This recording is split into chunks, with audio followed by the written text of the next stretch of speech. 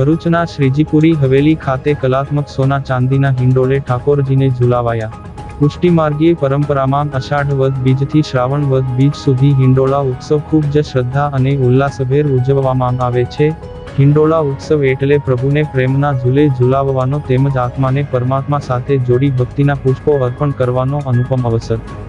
આ ઉત્સવ અયોધ્યા, વૃંદાવન તેમજ ગુજરાતભરના વૈષ્ણવ મંદિરોમાં ઝૂલા ઉત્સવ તરીકે ઉજવાય છે, જેમાં ભગવાન શ્રીકૃષ્ણની લીલાઓની સ્મૃતિ તાજી કરવામાં આવે છે.